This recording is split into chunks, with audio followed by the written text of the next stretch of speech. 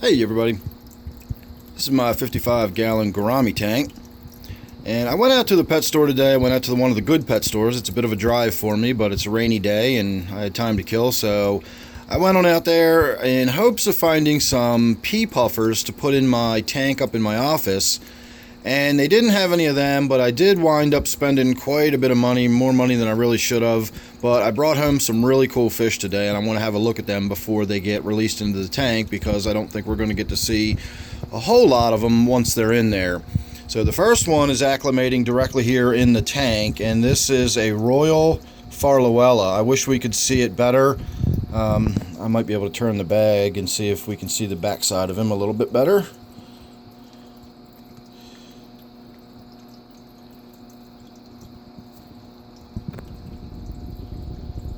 So I've always struggled with keeping Farlowellas alive in this tank. I really like them. They are a Loricariidae, and I've just never had any kind of luck with them. I can keep the various plecos alive, I can keep other Loricariidae alive, just not any of the Farlowellas. And I always chalked it up to the amount of sodium I had in my water, because I know these are fairly soft water fish. And I think now, especially if you follow along with my videos and you know what I've been doing recently with trying to add some minerals to my tank, I'm beginning to think it's the other way around. I'm beginning to think some of these fish haven't been able to survive in my tank because the water is so soft. I have no magnesium, no calcium, and I think that takes its toll. So what I did with this tank was I just did a big water change. I changed out the filter, although for as long as it's been, I was really surprised how little maintenance the filter needed, but I did it anyway since I was in there. And then I added a mesh bag of poultry grit, which is a combination of crushed coral and crushed up oyster shells. And now that I've got the tank up and running again, it's only been about 10 minutes. You can see the water's still a little cloudy from all of that. So I'm hoping to add some mineral ions to my water without making it very much harder. In fact, I'd like to see no hardness increase at all. But I also think if I don't see any hardness increase, then that means I'm not really putting enough calcium or magnesium in the water to make a difference. I think that's going to be kind of a basic equation there. If I add any significant amount, then I'm going to see a shift in my hardness. That's just how that's going to work. So far, I haven't seen a shift in the hardness in any of the tanks I've been putting any of this stuff in. So we're still kind of hit or miss on whether this Farlowella is going to be okay or not in the long run. I've always had them live for, anywhere from maybe 4 to 9 months, depending, and they've always just sort of faded away and fizzled out. I did have one that I thought was dead for a couple years, and then suddenly it showed up one day and had just been in the tank hiding for all that time, and I never knew it was in there. And after that, it only lived for a couple of more months, and then it died. So apparently it was coming out more because it wasn't happy with its environment or whatever. Whether that was the water, lack of food, I don't know. But that one had actually stayed in the tank for quite a while before it died off. So we're going to try one more time. I couldn't resist them. They had a tank full of these really large royals, and this was the biggest and most vibrant in the tank. It was clearly the dominant fish in the tank, and again, I just couldn't walk out of there without bringing one of those home, and this is the one I picked. So I'm really looking forward to that. He should be ready to go into the tank here within the next few minutes. In fact, we can just go ahead and do that now. He's been sitting in here for a while.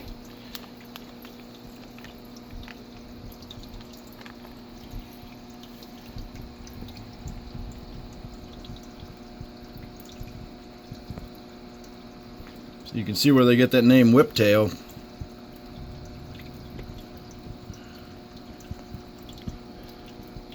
So as big as he is, hopefully we'll get to see him being out and about a little more, because that is a really cool catfish.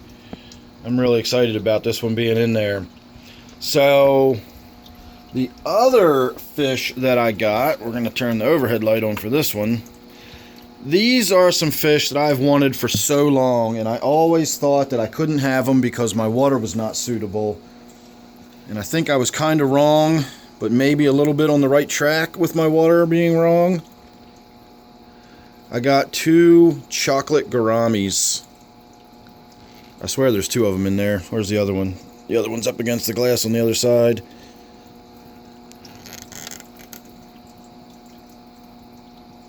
Well, they're not going to cooperate very well. There's a little bit of look at one of them. So the chocolate gouramis, these fish need really soft water. In fact, they need water that is almost demineralized. They live like in peat bogs.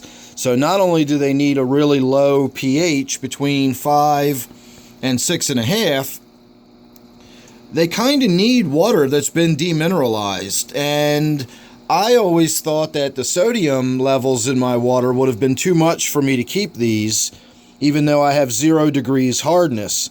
I now realize that the sodium I have in my water really isn't that much at all. It's about 400 parts per million. That doesn't come anywhere near like a teaspoon of salt. You know, that's probably a 1/4 teaspoon of salt in a gallon of water, and that's the grand total of sodium I have in my water. So that's probably not going to be preventative of keeping these chocolate gouramis. My pH is around 7, but it usually drops down. Some of my tanks it's as low as 6.4, so I think I will be okay in this tank. The pH in this tank is usually below 7, so even though it's not going to be ideal for them, stable is more important than ideal, and as long as we get close and I can keep it stable, I think they'll be okay. The other thing is that, you know, here I am, I'm finally getting these fish that need practically demineralized water, and now is when I'm suddenly adding all these minerals to my water, which again seems kind of silly for me to do it in that order, but I really don't think I'm going to be adding that much minerals to the water that it's going to make that big of a difference. I think we got enough time now that we can go ahead and get this bag out of here without making a mess. Just throw that in the crab tank for the time being, and we're going to go ahead and pour the gouramis in there and see what they wind up doing. So I don't think I'm going to increase my water hardness to the point where it's actually going to be bad for these gouramis.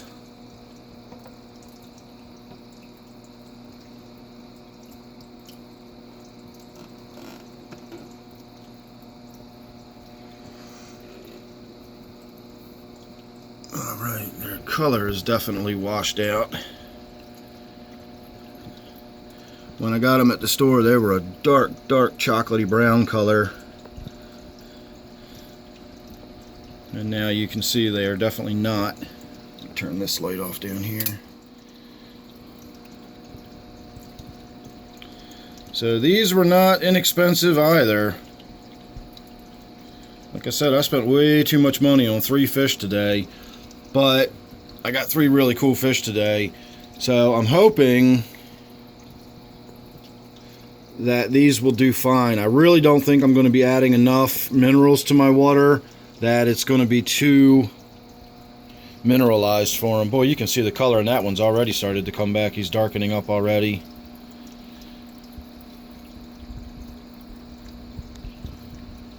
So I'm really excited about these. I can't imagine there's going to be any territorial or aggression type issues. You can see the angelfish is just sort of checking it out right now.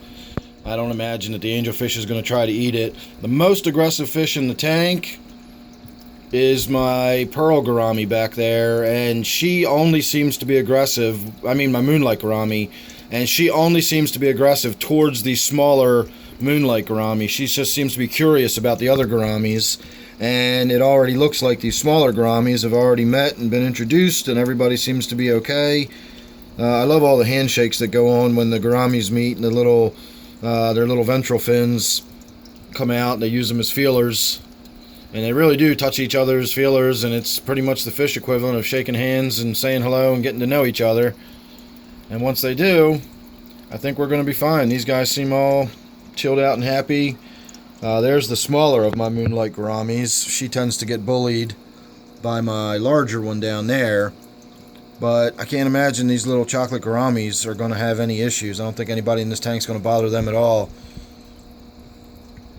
See, that's about it. That's my big moonlight chasing the little, like that's the extent of the aggression. A little chase here and there, and she just kind of runs her off and then goes back to doing whatever.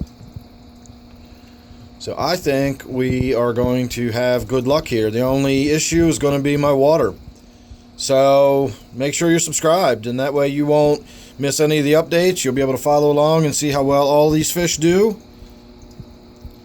And of course you're going to want to follow along and see how well all these fish do, because they're really awesome fish.